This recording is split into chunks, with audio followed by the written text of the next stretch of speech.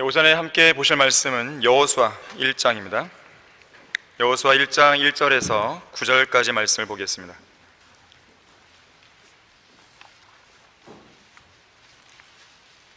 여호수아 1장 1절에서 9절까지를 보겠습니다. 자, 1절 보시면, 그때 주의 종 모세가 죽은 후 주께서 모세의 일꾼 눈의 아들 여호수아에게 일러 말씀하시기를, 내 종 모세가 죽었으니 이제 너와 이 모든 백성은 일어나 이 요단을 건너 내가 그들 즉 이스라엘 자손에게 주는 그 땅으로 가라. 내가 모세에게 말한 대로 너희의 발바닥으로 밟을 모든 곳은 내가 너희에게 준 것이라. 광야와 이 레바논에서부터 큰 강 유프라데스 강에 이르는 히딘의 온 땅과 해지는 편 큰 바다에 이르기까지 너희의 지경이 되리라. 내 평생에 내 앞에 설 자가 아무도 없으리라. 내가 모세와 함께하였던 것 같이 내가 너와도 함께하리니 내가 너를 단념하지 아니하고 버리지 아니하리라. 강건하고 담대하라. 이는 내가 이 백성에게 주기로 내 조상들에게 약속한 그 땅을 내가 그들에게 유업으로 나눠줄 것임이라. 너는 오직 강건하고 아주 담대하여 내 종 모세가 내게 명령한 모든 율법대로 지켜 행하고 그로부터 오른편이나 왼편으로 돌이키지 말라. 그리하면 내가 어디로 가든지 번영하리라. 이 율법책을 내 입에서 떠나지 않게 하고 주야로 그 안에 있는 것을 묵상하여 그 안에 기록된 모든 것대로 지켜 행하라. 그리하면 내가 너의 길을 번영하게 만들 것이고 내가 좋은 성공을 이루리라. 내가 내게 명령하지 않았느냐? 강건하고 담대하라. 무서워 말고 낙심치 말라. 이는 주 내 하나님이 내가 어디로 가든지 너와 함께함이라 하시니라. 아멘. 말씀을 위해 기도하겠습니다. 위대하신 주 하나님 아버지, 저희들에게 위대한 말씀을 이 시간 허락해 주셔서 감사를 드립니다. 우리의 마음을 준비시켜 주십시오. 모든 지혜로 함께 해주시고 저희들 모두를 성령으로 충만케 해주셔서 오늘 선포되는 이 말씀을 통해 큰 힘과 위로를 얻고 또 큰 비전들을 각자가 품을 수 있도록 도와주시길 간구를 드립니다. 우리 모든 성도들을 복주시고 기도에 응답하시며 매사에 동행해 주셔서 그 어떠한 일 가운데서도 간증을 나타내고 열매를 낼 수 있는 신실한 성도들이 될 수 있도록 인도해 주십시오. 이 시간을 복주시고 마귀의 모든 공격으로부터 보호해 주십시오. 주 예수 그리스도 이름으로 기도했습니다. 아멘. 모세가 죽었으니 라는 제목으로 설교하겠습니다. 이성호 목사님은 이스라엘 백성을 이집트에서 탈출시키고 또 40년간의 광야 생활에서 그들을 인도한 지도자요 또 선지자인 여수론의 왕으로 불린 모세를 무척 좋아하셨습니다. 목사님이 처음 설교해달라는 요청을 받으셨을 때 하나님께 기도하는 가운데 선정하신 설교 주제도 모세의 생애에 관한 내용이었다고 하셨어요. 2022년 1월 26일 지난주 수요일이죠. 저녁 8시 50분 성경침례교회 담임 목사이자 한국의 성경들을 믿는 그리스도인들의 영적 스승이요 또 영적인 지도자요 참된 목자인 이성호 목사님께서 향년 84세의 나이로 육신의 장막을 벗고 하나님의 품에 안기셨습니다. 목사님께서는 1978년 7월 23일에 예수 그리스도를 믿고 구원받아서 하나님의 나라에 입대한 이래로 지난 44년 동안 예수 그리스도를 위해 거침없이 전진해 오셨습니다. 바른 성경인 한글 킹제임스 성경과 진리의 기치를 주높이셨고 또 1992년 4월 10일 성경침례교회를 창립한 이래로 지난 30년 동안 하나님의 사역에 온전히 헌신하는 가운데 그야말로 쉴 새 없이 달려오셨어요. 주님 안에서 항상 강건하고 담대하게 자신감과 확신에 찬 모습으로 일해오셨습니다. 인생의 일말의 아쉬움도 일말의 후회도 없다고 종종 고백하셨어요. 목사님께서는 사도 바울이 그러했듯이 이제 모든 선한 싸움을 다 싸우고 달려야 할 길을 온전히 마치고 성경적 믿음을 끝까지 지키신 후 파란만장했던 일생을 마감하신 것입니다. 그래서 우리는 목사님의 그 묘비명으로 디모데후서 4장 7절과 8절의 말씀을 새겨드렸어요. 내가 선한 싸움을 싸우고 달려야 할 길을 마치고 믿음을 지켰으니 이후로는 나를 위하여 의의 멸관이 마련되어 있어 의로운 재판관이신 주께서 그날에 그것을 내게 주실 것이며 또 나뿐만 아니라 그의 나타나심을 사모하는 모든 사람에게도 주실 것이라.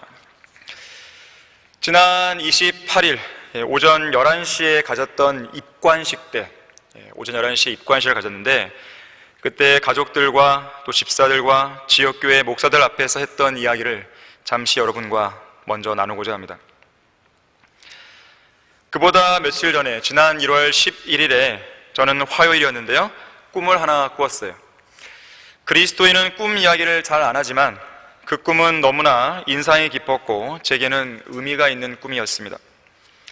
당시에 병원에 계셨어야 할 목사님께서 이국남 형제가 미는 휠체어를 타시고 교회 2층 강의실 의자에 앉아있는 제게 오셔서 설교문 하나를 건네주셨어요. 목사님께서 자주 사용하시던 노란색 패드에 친필로 쓰신 설교문이었습니다. 분량이 2페이지였어요. 선명한 필체로 기록된 설교문이었지만 꿈속이라 그런지 그 설교 내용이 무엇이었는지는 제 눈에 남아있지는 않습니다. 목사님은 그 설교문에 있는 그 내용을 타자로 쳐달라고 부탁하셨어요. 꿈속이긴 했지만 목사님이 강의실에 진짜 오신 것처럼 마음이 무척 기쁘기도 했고, 또 목사님과 일하면서 종종 느꼈던 긴장감도 오랜만에 느꼈을 만큼 아주 생생한 꿈이었습니다. 그때 꿈속에서 가장 먼저 들었던 생각은 그날 목사님께서 오전 예배 때 설교하시면 되고 나는 오후 예배 때 설교를 하면 되겠구나 라는 생각이었어요. 자, 그런데 보통은 설교문을 작성하시면 5페이지 또는 6페이지 정도로 설교문을 작성하십니다. 하지만 그 꿈에서 제게 주신 설교문은 단 2페이지에 불과했어요. 심지어 월간지에 기고할 글을 타자로 치거나 이미 타자로 친 것을 한번 검토해보라고 지시는 하셨지만 설교문을 타자로 쳐달라고 지시한 적은 한 번도 없었다는 것이 다소 이상했습니다. 지금 돌이켜보면 그것은 일반 예배를 위한 설교문이 아니라 장례식을 위한 설교문이었다는 것을 알게 되었습니다. 그리고 그로부터 정확히 15일 뒤인 지난 26일에 목사님께서는 이 땅에서의 삶을 마감하시고 주님 곁으로 가셨어요. 사실 26일 오전까지만 해도요, 이렇게 큰 별다른 이상이 없었어요. 목사님께서는 국남 형제의 누나와 영상으로 통화할 정도로 평상시와 똑같은 상태라고 들었습니다. 그러다가 그날 오후 5시경부터 신체 리듬이 급격하게 나빠지면서 항생제도 전혀 듣지 않게 되었습니다. 상황이 심상치 않다고 여긴 의료진은 다급하게 교회에 와 있는 국남 형제를 호출했어요. 그래서 이국남 형제와 이호재 집사가 급히 목사님께로 달려갔습니다. 이미 목사님은 모든 힘과 신체 기능이 소진된 상태였어요. 그래서 상대방의 목소리만 이제 들으실 수 있을 뿐이죠. 말씀을 직접 하실 수는 없었습니다. 저도 그날 수요 기도가 있었기 때문에 8시에 마치고 급히 병원으로 달려갔습니다. 도착했을 때 시간이 8시 40분경이었어요. 그때 목사님이 누워 계신 병실에서는 목사님의 마지막 순간, 그러니까 이 어레스트라 그러죠. 심장 기능이 이제 멈춰가는 바로 그 순간을 알리는 벨소리가 들렸어요. 긴급히 사모님은 코로나 방역복을 갖추고 목사님을 마지막으로 만나 뵙기 위해서 병실로 들어가셨습니다. 이 가족들만 면회가 될 수 있는 상황이라서 저는 들어가지 못했어요. 하지만 감사하게도 사모님께서 영상통화로 목사님의 얼굴을 아주 가까이 보여주시면서 박 목사도 함께 왔다고 목사님께 말씀하시는 그 목소리를 들었습니다. 비록 목사님께서는 말씀을 못하셨지만 저는 영상으로나마 목사님의 얼굴을 보면서 몇 가지 말씀을 드렸어요. 목사님, 저도 왔습니다. 박순영이 왔습니다. 힘을 내십시오. 우리 모두 기도하고 있습니다. 그리고 걱정하지 마십시오. 잘 해내겠습니다. 이렇게 말씀을 드렸어요. 그때 그 말씀을 알아들으신 것 같아요. 왼쪽 눈가 안쪽에 눈물이 고이는 모습을 영상으로 확인할 수가 있었습니다. 그리고 15초 정도 지났을까요? 8시 50분 정도가 되었을 때 병실에 있던 담당 의사가 목사님께서 임종하셨다며 사망을 선고했어요. 그 순간 저는 좀 느꼈죠. 하나님께서 정말 제가 목사님과의 마지막 만남을 가질 수 있도록 육신의 생명을 끝까지 붙들으셨구나. 저는 이 성경침례교회에 1999년 5월 초에 왔습니다. 그리고 2007년 신학교 가을학기가 시작될 무렵에 물론 그때도 여전히 세상 직장을 다니고 있었지만 수요 기도의 설교와 신학교 강의를 시작하면서 하나님의 사역에 간접적으로나마 본격적인 첫발을 내딛기 시작했어요. 2014년에는 아예 세상 직장을 완전히 그만둔 후 하나님의 사역에 온전히 헌신했습니다. 그때가 2004년 3월 1일이었어요. 그날로 교회에서 전임으로 이제 사역하기 시작했는데, 정말 예기치 않게도 그로부터 한 달 뒤인 4월을 전후해서 부목사 2명이 목사직을 박탈당하고 사역에서 떨어져 나갔어요. 상상도 못할 일이었죠. 자, 그러면서 이성호 목사님과 직접 의사소통을 하면서 바로 옆에서 사역을 돕기 시작했습니다. 그렇게 목사님과 동역한 세월이 지난 1월 26일부로 8년이 되었어요.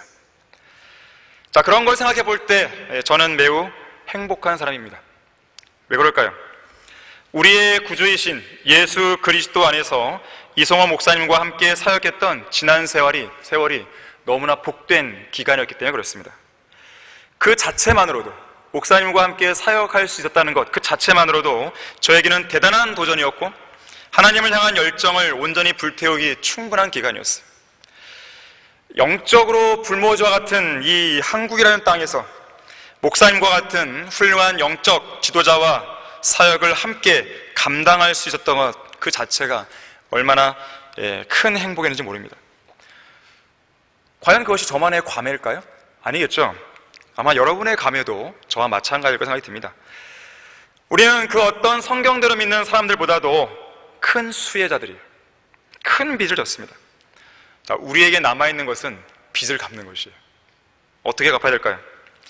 이성호 목사님께서 이 땅에 남기신 성경대로 믿는 믿음의 발자취를 계속 따라가는 것이에요. 그것을 원하시는 거예요, 목사님께서는. 자, 오늘 설교 본문을 보게 되면 그때 주의 종 모세가 죽은 후라는 말씀으로 시작하고 있어요.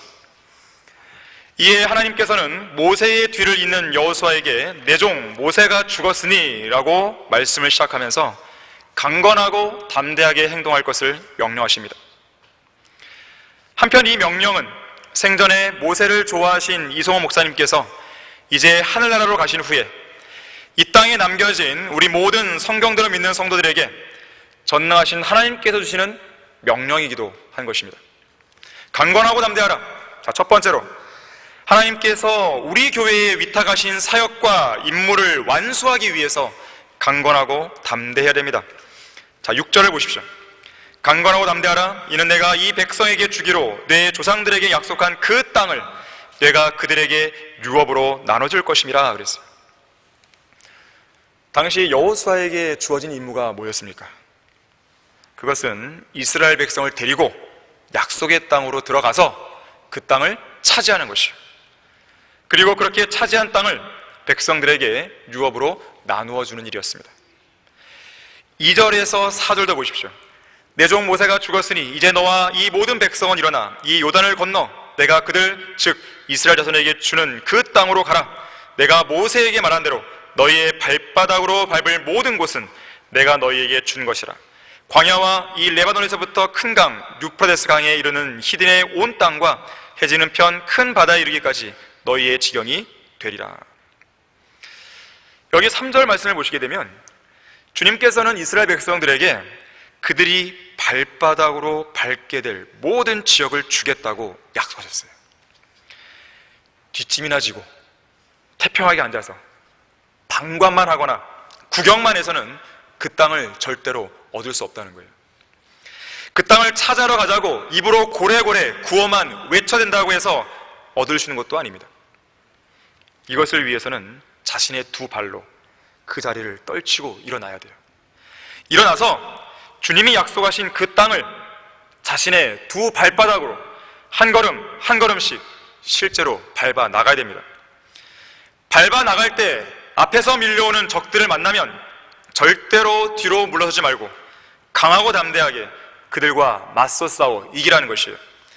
어떤 장애물도 용감하게 극복하고 적들을 강하게 밀어붙여서 그들을 제압하라는 것입니다. 길이 없다면 길을 만들어서라도 계속 전진하라는 것이에요. 잠시 휴식을 취하고 멈추라고 하거나 철수하라는 주님의 명령이 떨어지지 않는 한 임무를 맡은 하나님의 일꾼들이나 군사들은 어떤 상황에서도 마땅히 발바닥으로 밟아나가는 그 임무를 멈춰서는 안 되는 것입니다. 목사님은 정면 돌파를 두려워한 적이 없어요. 정면 돌파. 항상 하나님의 사역을 수행하다가 어떤 문제들이 발생하거나 마귀의 세력들이 준동하고 방해할 때 절대로 양보하거나 타협하거나 물러서는 법이 없었습니다. 그들과 싸우기 위해서 그들을 향해 정면 돌파하는 것도 전혀 서슴지 않았어요. 용감하게 적들을 뚫고 나가서 거침없이 돌파하신 것입니다. 어떻게 그것이 가능했을까요? 단순한 목사님의 성향의 문제일까요? 그렇지가 않습니다. 목사님의 손에는 바른 말씀인 한글 킹제임스이 들려 있었어요. 그리고 목사님은 성경을 있는 그대로 믿고 사랑하는 하나님의 신실한 종이었기 때문에 그렇습니다. 시편 119편 165절에서 우리에게 이렇게 말씀하죠. 주의 법을 사랑하는 자들에게는 큰 평안이 있으니 그들에게 거칠 것이 아무것도 없으리다 그랬어요.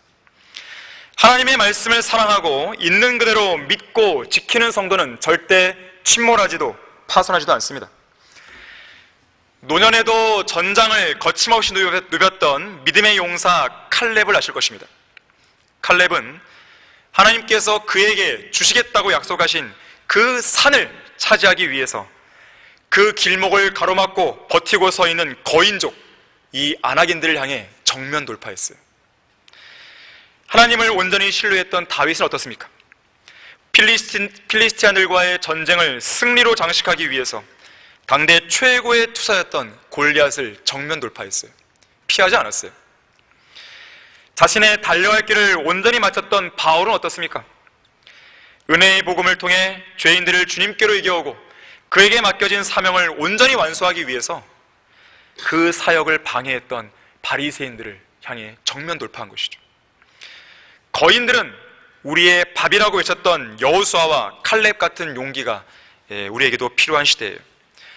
전쟁은 주님의 것이기에 골리앗을 우리에게 넘겨줄 거라고 외쳤던 다윗과 같은 담대함이 필요한 때입니다.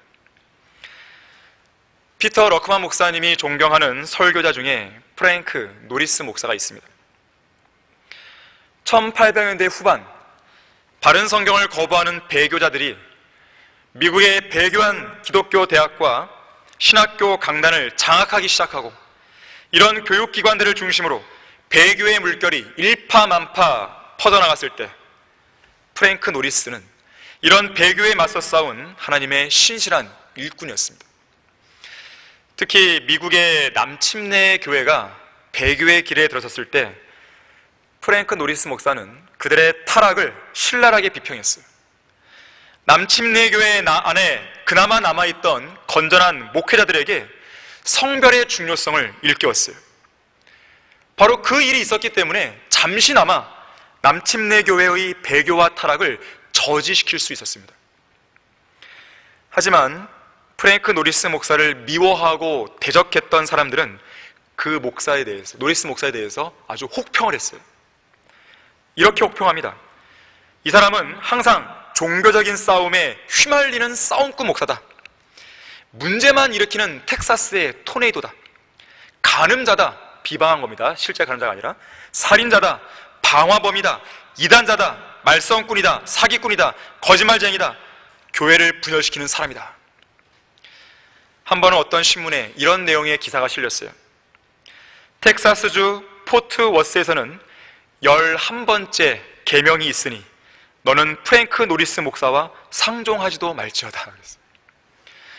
하지만 노리스 목사는 1700년 이래로 지금까지 사역했던 그 어떤 침례교 목사보다도 성경적이고 교리적으로 건전하고 복음 중심적이고 구령에 힘쓰는 교회들을 많이 세웠습니다.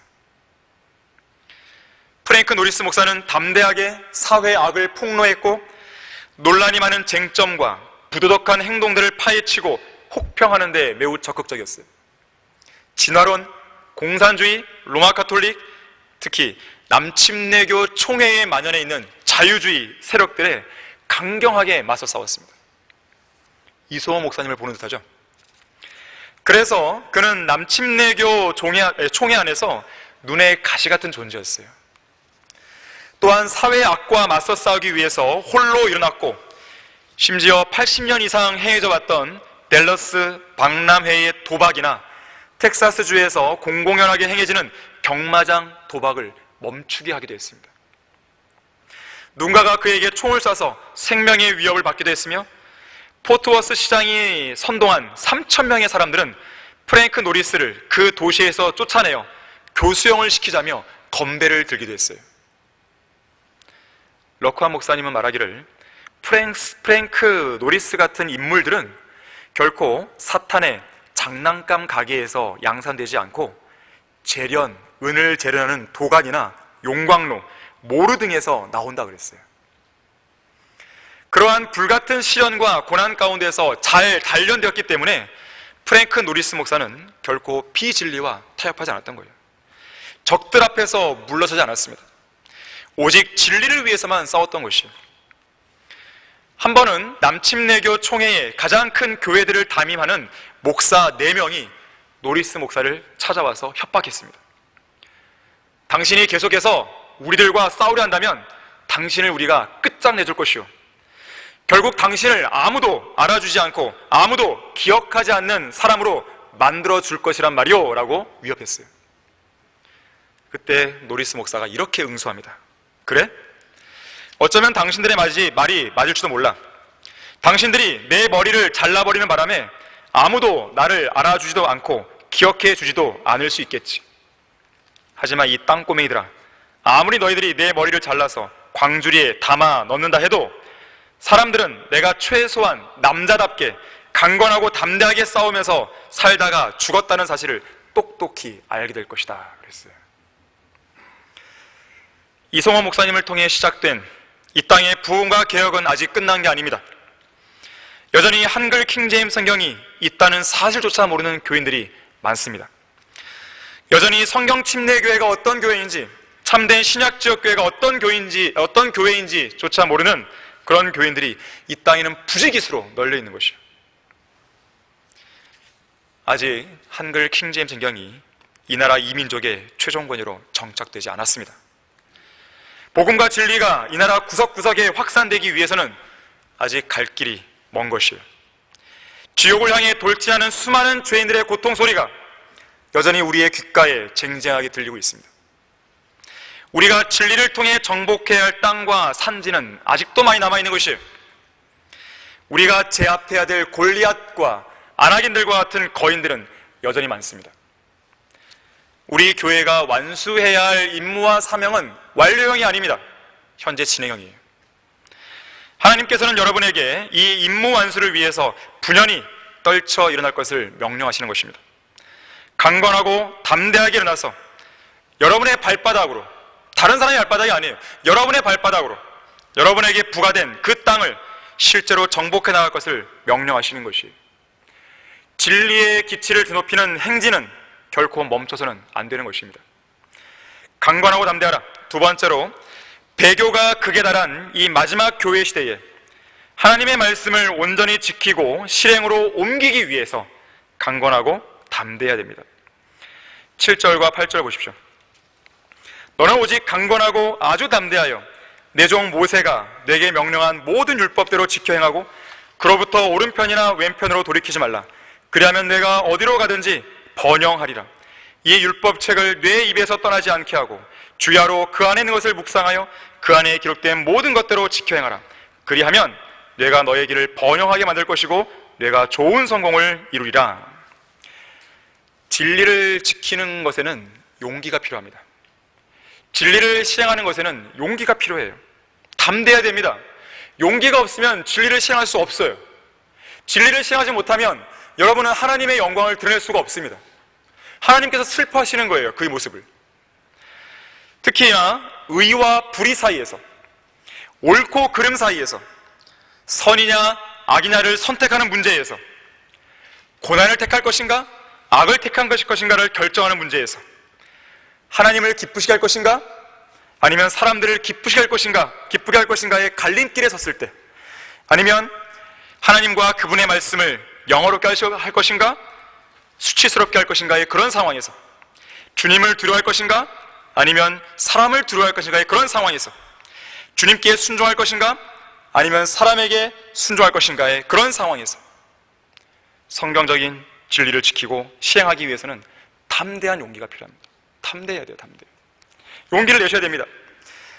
다시 한번 거기 8절 말씀을 보세요. 7절 말씀을 보세요.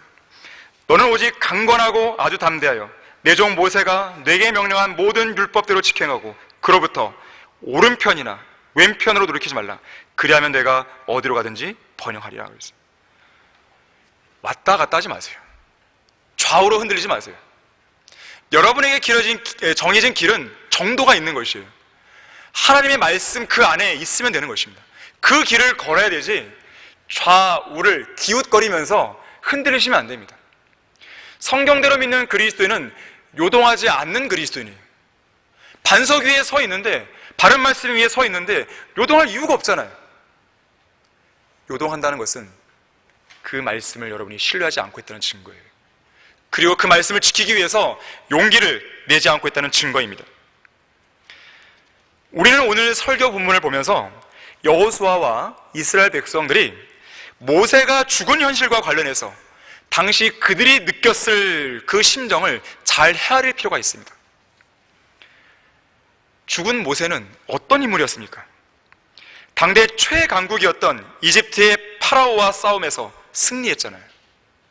당대 최강국이었던 이집트의 신들과 벌인 싸움에서 승리했잖아요.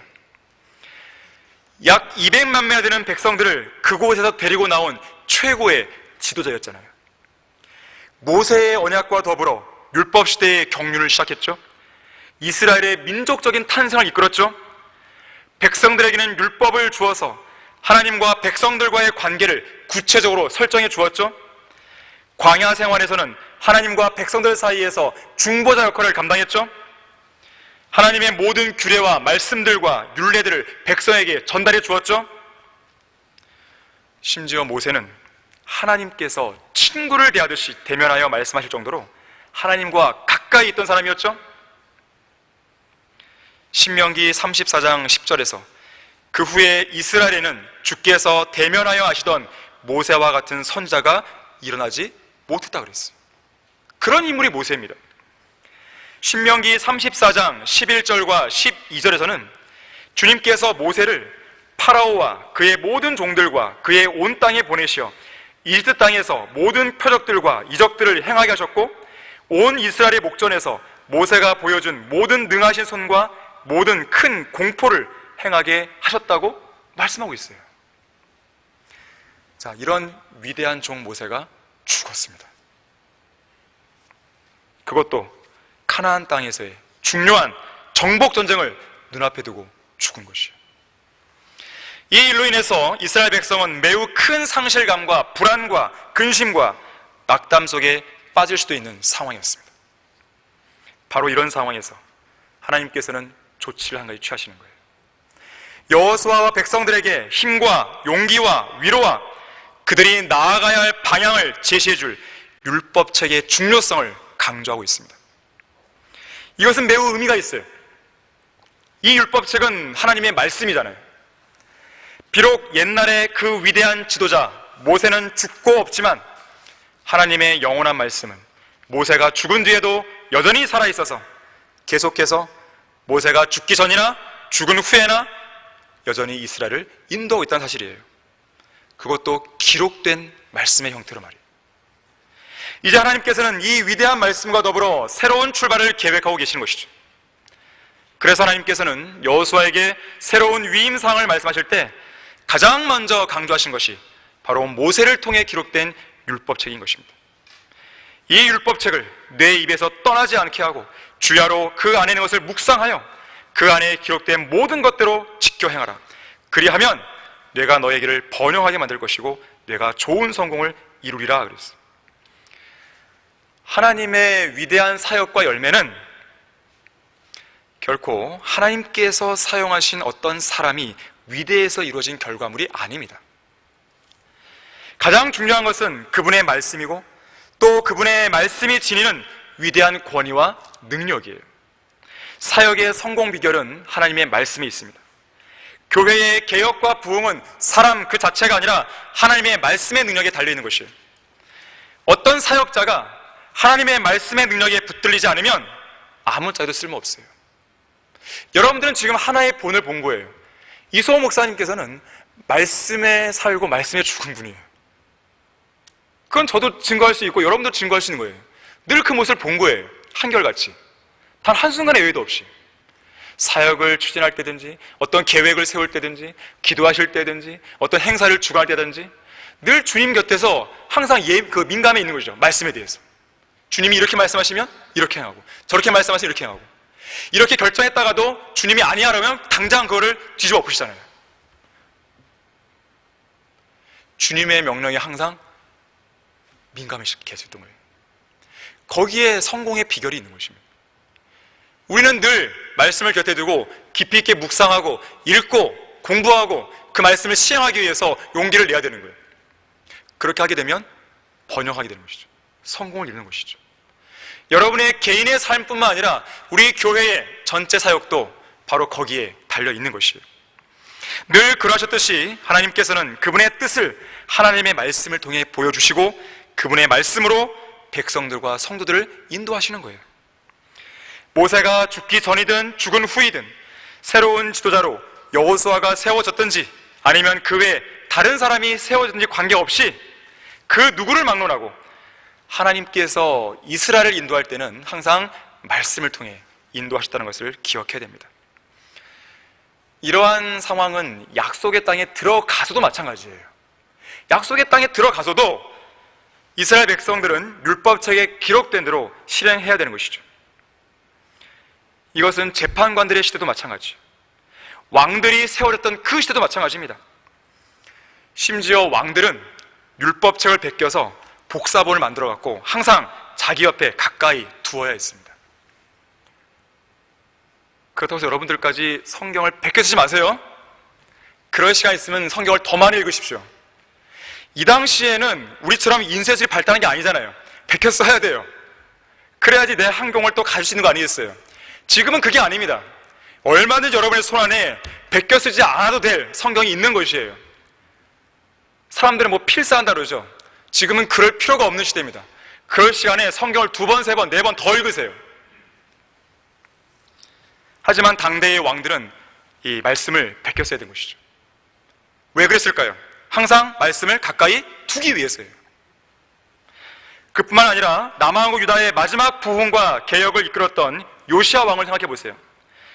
성전을 수리하다가 율법책 한 권을 발견합니다. 그 율법책의 말씀을 듣고 깨달아요. 그랬더니 철저히 회개하잖아요. 말씀의 능력이에요. 그래서 이스라엘이 율법책을 가까이 했을 때는 번성, 그렇지 않으면 쇠락하는 것이죠. 본문 8절에서 보듯이 하나님의 말씀을 항상 가까이 두고 진지하게 묵상하면서 있는 그대로 지켜 행하는 사람에게는 항상 번영과 성공이 약속되어 있는 것이죠. 밥 존스 시니어 목사님이 자주 했던 말이 있잖아요. 하나님께서 자기 자신에게 원하시는 것이 무엇인지를 찾고 그것을 실행하는 것이 성공이다. 하나님께서 원하시는 것을 어디에서 발견합니까? 말씀이죠, 말씀. 말씀에서 발견하는 거예요. 여러분을 향한 비전, 여러분을 향한 꿈, 여러분을 향한 하나님의 뜻, 말씀을 찾으세요. 그걸 발견하게 되면 그 뜻에 여러분의 모든 걸 거시면 되는 거예요. 그럼 되는 것입니다. 그럼 성공하시는 거예요. 하나님의 말씀에 인생을 거는 사람은 성공합니다. 왜 그런지 아세요? 인생은 70, 80으로 끝나는 게 아니잖아요. 그리스도인은 항상 영원의 관점으로 생각해야 되잖아요. 그런데 하나님의 말씀은 영원히 하늘에 서 있잖아요. 그래서 영원히 계속되는 하나님의 말씀에 모든 것을 걸면 그 사람의 성공은 영원히 보장되는 것이에요. 한편 사도 요한은 요한계시록 10장 10절에서 말씀이 기록된 작은 책을 먹었을 때 입에는 꿀처럼 달아 먹고 나니 배에는 쓰다 그랬어요. 먹고 나니, 그러니까 충분히 씹고 목구멍을 넘겨서 뱃속에서 소화하고 나니까 쓰다는 것이에요. 입에서는 달았는데 속에 들어오니까 쓰는 것이에요. 왜 꿀보다 더 단 말씀이 그렇게 쓴 것일까요? 이런 의미입니다. 하나님의 말씀을 읽고 공부해서 깨달았던 진리의 말씀들을 여러분의 삶 속에서 실행해 보세요. 어떤 일들이 벌어집니까? 내가 예상치 못했던 일들이 벌어지죠. 때로는 위협이 오고, 때로는 협박이 오고, 때로는 왕따가 오고, 때로는 박해가 오고, 때로는 고난이 오고, 그야말로 굉장히 쓴맛을 나에게 안겨주잖아요. 세상 사람들에게는 이상한 사람으로 비춰지죠. 눈에 거슬리죠. 사랑스럽지 않고 비협조적이고 분리주의자고 분열을 일으키고 급진주의자고 기존 질서에 순응하지 않은 이단자고. 왜 니네만 오라? 우리는 우리만 옳다고 한 적이 없거든요. 그렇잖아요. 우리는 성경이 옳다고 그랬죠. 하나님의 말씀이 옳다고 그랬죠. 그런데 그 사람들은 그렇게 생각을 해버리는 거예요. 그리스도 예수 안에서 경건하게 살고자 하는 모든 사람은 박해를 받을 것이라고 했어요. 인생에서 그런 쓴맛을 경험하지 않은 사람은요, 진정한 일꾼이 아닙니다. 그래서 때로는 고난이 필요한 거예요. 단단히 어떤 맷집을 기를 수 있는 상황들이 필요한 것입니다. 그런 쓴맛을 경험했다고 해서 위축되지 마세요. 맷집을 가진 그리스도인이 되어야 됩니다. 몇 번을 치고 몇 번을 잡아 흔들어도 전혀 끄떡하지 않고 강하게 버티고 서 있는 든든한 거목이 되어야 되는 것이에요. 내가 몇 번을 맞았느냐, 몇 번을 두드려 맞았느냐, 그게 중요한 게 아니에요. 몇 번을 맞았어도 내가 앞으로 전진하는가, 그게 중요한 것입니다. 흔히 깃발은 하늘로 높이 들어 올리기 위한 것이지 어디 꼭꼭 숨기고 감추기 위한 도구가 아니잖아요. 누구나 깃발의 위치를 확인할 수 있도록 든단 말이에요. 마찬가지입니다. 진리의 깃발이 맡겨진 여러분은 반드시 깃발을 드러내야 돼요. 숨기시면 안 됩니다. 내가 그리스도인이라고, 내가 성경대로 믿는 그리스도인이라고, 내가 믿는 성경은 한글 킹제임 성경이라고, 내가 믿고 섬기는 교회는 성경 침례 교회라고, 내가 알고 있는 진리는 바로 성경에 근거한 것이라고 여러분의 정체성을 당당하게 드러내시라는 거죠. 깃발을 높이 들어야 돼요. 위축될 이유가 없습니다. 자신감을 가져야 됩니다. 이 마지막 배교한 교회 시대에 성경 침례 교회 안에 속한 우리 모든 성도들은 성경적으로 잘못되어 있는 이 영적인 판도를 뒤집을 수 있는 그리스도의 강력한 군사가 되어야 되는 것이에요. 유능한 일꾼이 되어야 되는 것입니다. 유능한 일꾼이 되는 문제를 다른 사람에게만 맡기지 마세요. 왜 여러분 자신은 안 되죠? 여러분 자신이 되어야 되는 것이에요. 여러분 자신이 그리스도의 강력한 군사가 되어야 되는 것입니다. 강하고 담대하라는 명령은 다른 몇몇 사람들에게만 주어진 명령이 아니에요. 여호수아에게만 주어진 명령이 아닙니다. 이스라엘 백성 전체에게 주어진 명령이었던 것이에요. 세상 사람들이 어떻게 살아가든지 관계없이 각자가 부흥과 대각성을 이룸으로써 어그러진 영적 판도를 뒤집어 버려야 되는 것이죠.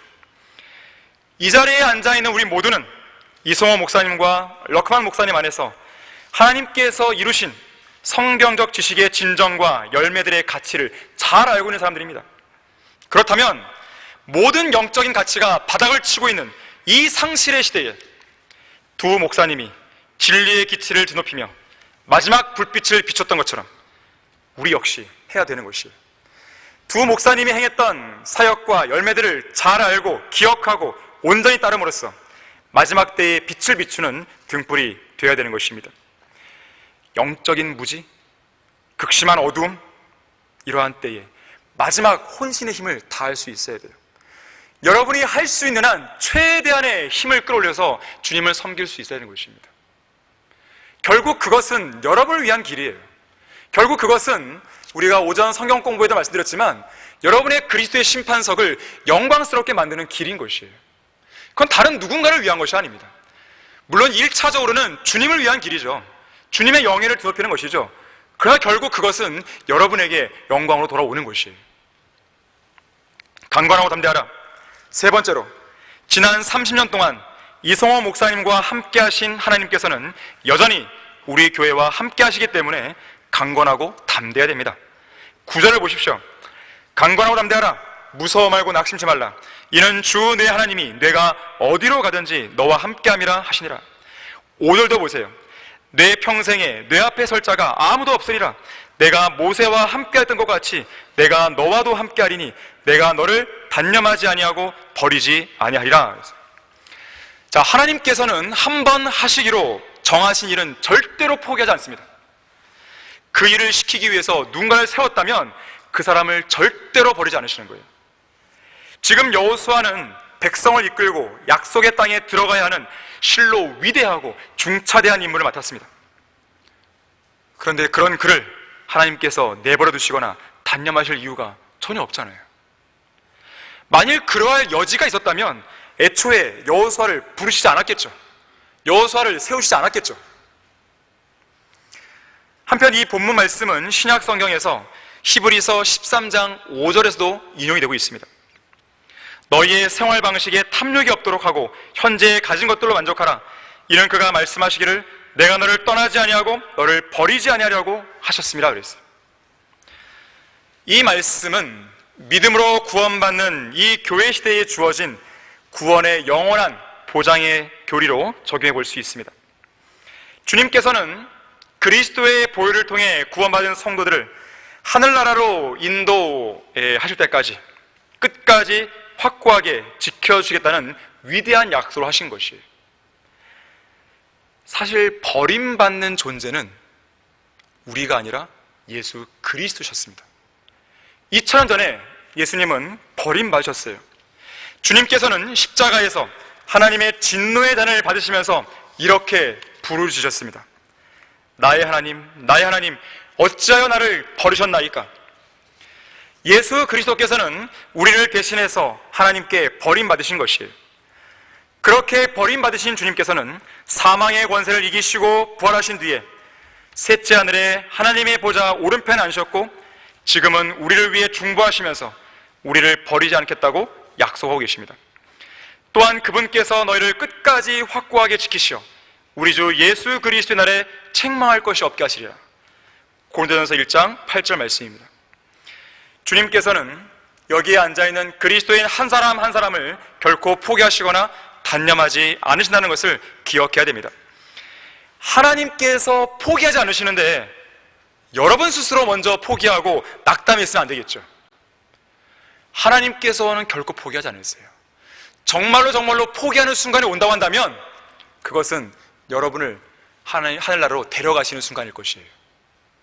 하지만 여러분 지금 생명의 호흡이 붙어 있잖아요. 여러분의 생명의 호흡이 붙어 있는 한 여전히 여러분이 이 땅에서 해야 될 일은 남아있는 거예요.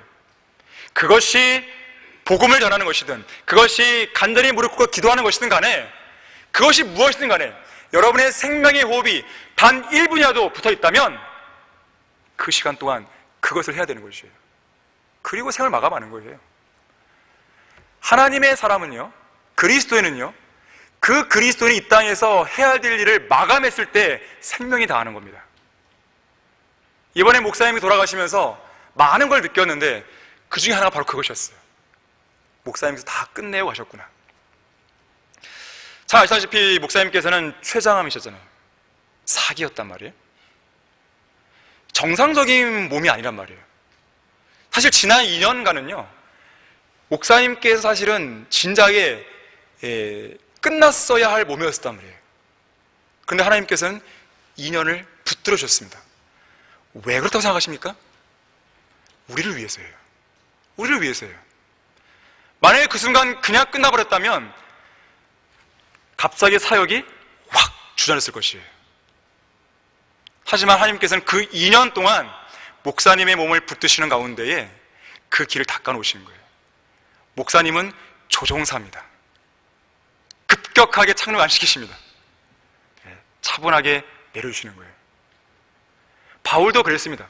바울도 지금 당장 빨리 주님을 보고 싶어요. 하지만 내가 이 땅에 남아있는 것은 너희를 위한 수고의 열매라고 그랬어요. 너희 때문에 내가 남아있는 거야. 나는 지금 당장 빨리 주님을 보고 싶어. 빨리 죽고 싶어. 그랬지만 내가 남아있는 것은 너희를 위한 거야. 자, 하나님께서는 목사님께서 그동안 많은 일들을 이루셨지만 그것마저도 끝까지 해낼 수 있도록 붙들어 오신 거예요. 저는 이번에 장례 예배를 드리면서 그걸 깨닫게 되었습니다. 자, 주님께서는 항상 우리와 함께 계신다는 것을 잊지 말아야 됩니다. 주님께서는 우리에게 가장 절친하시고 가장 우리를 사랑해 주시는 친구예요. 우리가 마음 놓고 밀착할 수 있는 분이십니다. 이 세상에서 우리가 가장 신뢰할 수 있는 동료이고 변함없는 친구고 가장 믿음직한 우리의 조언자이고 생사고락을 함께하는 반려자인 것이죠. 특히나 우리의 몸 안에 내주하고 계시잖아요. 내주하고 계시잖아요. 그러면서 항상 우리와 함께 교제하기를 원하시는 것이죠.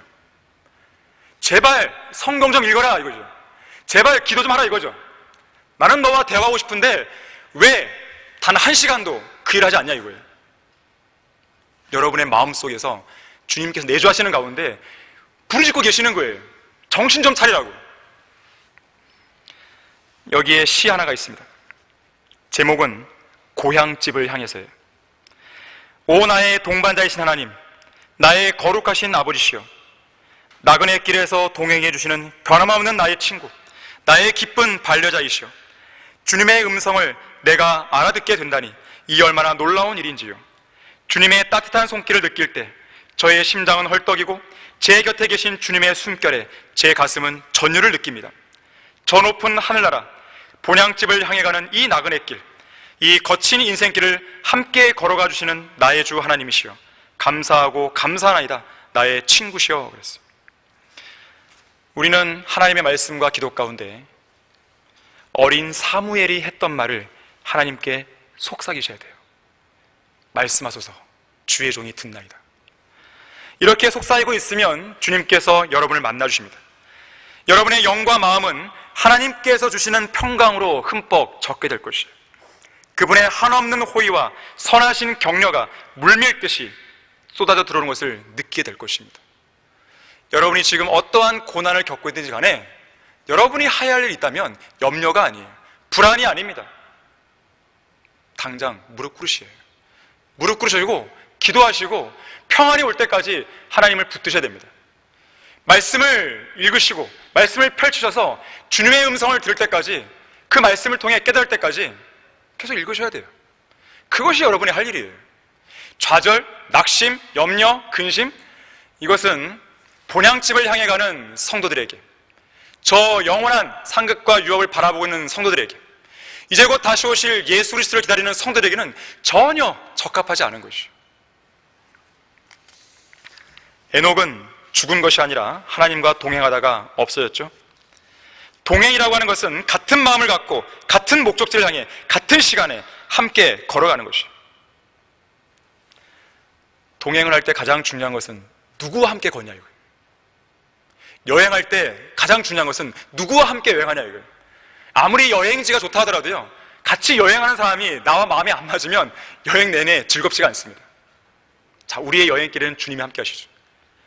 최고의 위로자, 최고의 동반자, 최고의 능력자, 그분이 우리와 동행하시는 것이에요. 어떤 사람이 이렇게 말했습니다. 예수 그리스도를 믿고 구원받는 일은 참으로 위대한 일이다. 그러나 그보다 더 위대한 일이 있으니 그것은 바로 나를 구원해 주신 예수 그리스도와 동행하는 일이다 그랬어요. 상상 한번 해보세요. 온 우주를 권위 있는 말씀으로 창조하신 분과 동행하는 것이에요. 온 우주를 동일한 말씀으로 지금도 붙들고 계시는 분과 동행하는 것입니다. 그 동일한 말씀으로 장차 이 우주를 멸하실 수 있는 그분과 동행하는 것이에요. 영원 무궁토록 살아계시며 거룩하신 주 하나님과 동행하는 것입니다. 과연 이것이 별 볼 일 없는 문제입니까? 만왕의 왕과 동행하는 것이에요. 국가의 흥망성쇠를 주관하시는 분과 동행하는 것이에요. 인류의 모든 역사와 생태계의 먹이사슬을 주관하시는 분과 동행하는 것입니다. 지혜와 지식의 보고이신 주님과 동행하는 것이에요. 가장 위대한 특권이고 가장 위대한 일이에요. 하나님께서 이 위대한 특권을 거듭난 성도들에게 주신 것입니다. 결론을 맺겠습니다. 이성호 목사님은 종종 사역을 수행할 때 주님 안에서 항상 자신감을 가지고 소신 있게 행동하면 된다고 제게 말씀하셨어요. 그 사역의 방향과 하나님의 뜻을 아는 것, 그리고 그 신념에 따른 자신감이나 소신을 얻는 방법과 관련해서는 항상 하나님의 말씀인 성경과 진지한 기도를 항상 가르치셨어요. 항상 그랬어요. 거기에서 벗어나지 않았습니다. 저는 지난 2020년 7월에 목사 안수를 받고 나서 소감을 이야기했을 때 앞으로 이런 목사가 되겠다고 그 결심을 이렇게 피력한 적이 있습니다. 성경적 지식에 관한 타의 추종을 불허하는 피터 러크만 목사님처럼 되기 위해서 성경을 열심히 공부하겠습니다. 두 번째, 기도의 응답에 관한 한 많은 간증과 본을 남기신 이성호 목사님처럼 되기 위해서 열심히 노력하겠습니다. 그랬어요. 사실 이것은 매우 의미심장한 말이었습니다. 왜 그런지 아십니까? 비록 이성호 목사님께서 하나님의 품에 안기시고 이 땅에는 계시지 않는다 하더라도 목사님께서 하나님의 능력으로 번역한 한글 킹제임스 성경은 여전히 우리와 함께 있는 거예요. 우리를 주시하고 있습니다. 우리를 여전히 가르치고 있어요. 우리에게 여전히 명령하고 있어요. 여전히 우리와 함께 행진하고 있는 것입니다. 여전히 우리 안에서 능력으로 역사하고 있고 사역의 열매를 맺게 하고 있고 사탄의 세력에 맞서 싸워 승리하게 하고 있는 것이에요. 비록 목사님께서는 죽으셨지만 한글 킹제임스 성경은 여전히 살아서 우리와 함께 역사하고 있습니다. 그뿐만이 아닙니다. 이 성경을 통해 역사하시는 전능하신 주 하나님께서는 영원 무궁토록 살아계시는 하나님이세요. 비록 목사님께서 죽으셨다 해도 우리가 성령 하나님 안에서 드리는 기도를 들으시는 하나님께서는 영원히 살아계시는 하나님이십니다. 비록 모세가 죽어서도 영원하신 하나님께서 우리와 함께 행진하시는 것이죠. 강건하고 담대하라. 무서워하지 말고 약심치 말라. 이는 주 내 하나님이 내가 어디로 가든지 너와 함께함이라. 내 평생에 내 앞에 설 자가 아무도 없으리라. 내가 모세와 함께 했던 것 같이 내가 너와도 함께하리니 내가 너를 단념하지 아니하고 버리지 아니하리라. 이 위대한 약속을 믿어야 됩니다. 주님 안에서 강건하고 담대하길 바랍니다. 그러므로 나의 사랑하는 이들아 견고하라. 흔들리지 말라. 항상 주의 일을 넘치게 하라. 이는 너희의 수고가 주 안에서 헛되지 아니한 줄을 너희가 알미니라. 자, 오늘의 이 설교가 한글 킹제임스 성경을 통해 역사하시는 위대하신 하나님과 함께 새롭게 출발하는 여러분 모두에게 큰 힘과 위로와 용기가 되기를 바랍니다. 다 같이 기도하겠습니다. 참으로 위대하신 주 하나님 아버지, 저희들은 주님의 능력 있는 역사 속에 그 역사의 한가운데 살아가고 있습니다. 과연 우리가 무엇을 무서워하고 무엇을 두려워하고 무엇으로 낙심하고 무엇으로 슬퍼할 수 있겠습니까? 주님이 우리와 함께 하시는데 그 무엇이 우리를 두렵게 하겠습니까? 오늘 설교를 들은 우리 귀한 성도들, 주님께서 사랑하시는 성도들, 주님께서 세우신 성도들, 주님께서 이 교회 안에 속하게 하신 이 성도들, 이제 우리가 목사님께서 돌아가신 이후에 우리에게 남겨진 믿음의 발자취와 그 사역을 수행함에 있어서 큰 힘과 용기를 낼 수 있도록 격려와 위로를 풍성하게 내려주시를 간구를 드립니다. 모든 것에 주님께 감사를 드립니다. 주 예수 그리스도 이름으로 기도했습니다. 아멘.